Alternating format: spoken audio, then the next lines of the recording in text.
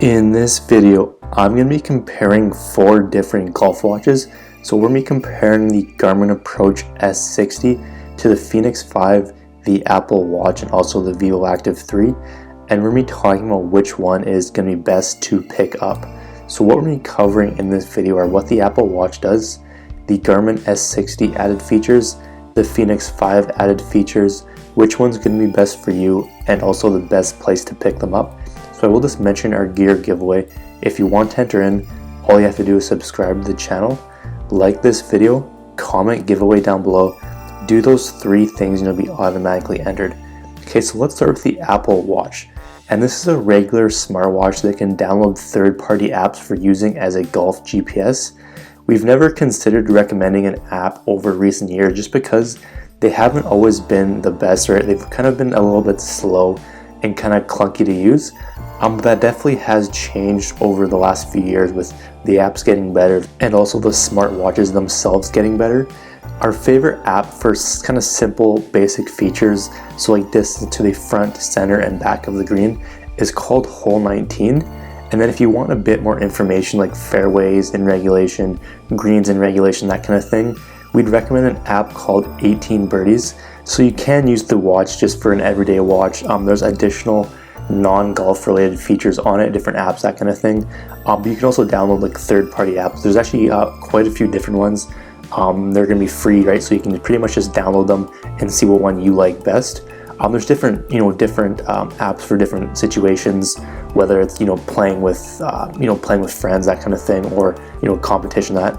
But these are our favorites: Hole 19 and 18 Birdies. So who is the Apple Watch going to be for? So using the Apple Watch as a golf GPS is going to be great for someone who either already uses Apple products, so maybe you have a phone or a computer, iPad, that kind of thing, and you want a watch that does more than just golf stuff.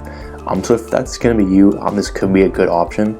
It's not the most advanced golf watch out there, but we did find it to be super high quality of a smartwatch. If you want to get more features, more like golf specific features like touch targeting, plays, like that kind of thing, we would recommend you continue watching. This probably isn't going to be the best option if you want the most advanced golf features.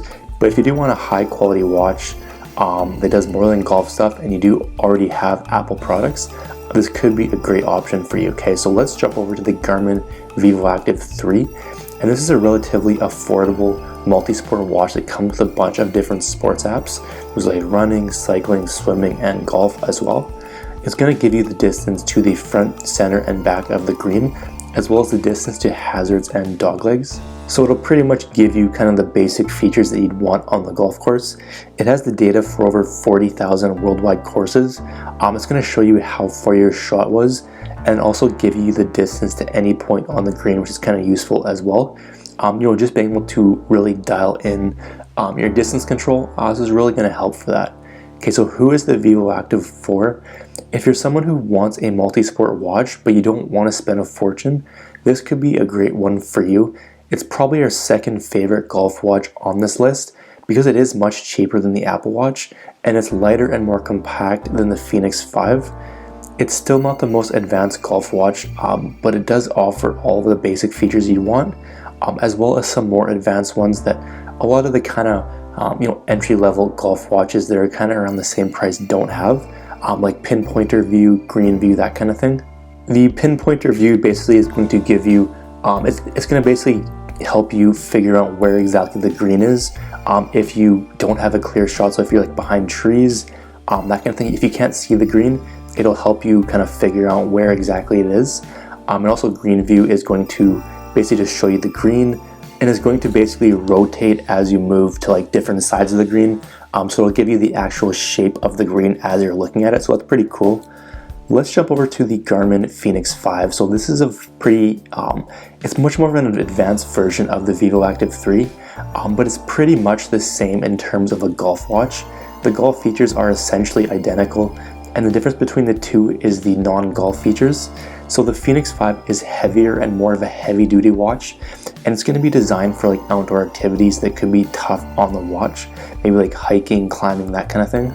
But in terms of a golf watch, they are pretty much identical. Say, who is the Garmin Fenix going to be for. So we didn't find the Fenix 5 to be the most comfortable watch on the market, just because it is a little bit heavier and bulkier than the others. We do prefer the Vivoactive 3 over it, but if you are going to be using it a lot in the outdoors and you're going to be a bit tough on it, maybe you might drop it, that kind of thing, it could be a great option for you. If you just want a golf watch that offers the most features, our favorite is definitely the Garmin Approach S60. So let's jump over to that now.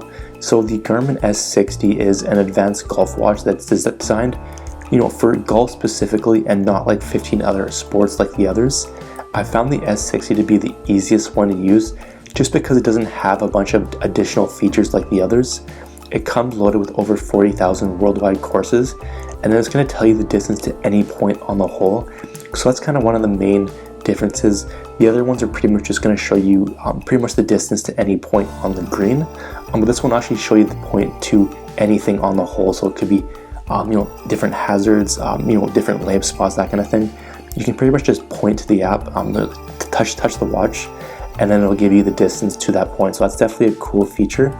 It's also going to take into account elevation, and it's going to give you a plays-like distance, which really helps you pick the right club. So basically, if you're, let's say you're about 150 yards out, but you are shooting uphill, the other three watches are just going to give you 150 yards, but this one will take into account the uphill shot, so it'll actually add shots, and it'll be like, it plays like 160 or it plays like 170. So you basically club up and have a better chance of reaching the green. So that's a pretty cool feature.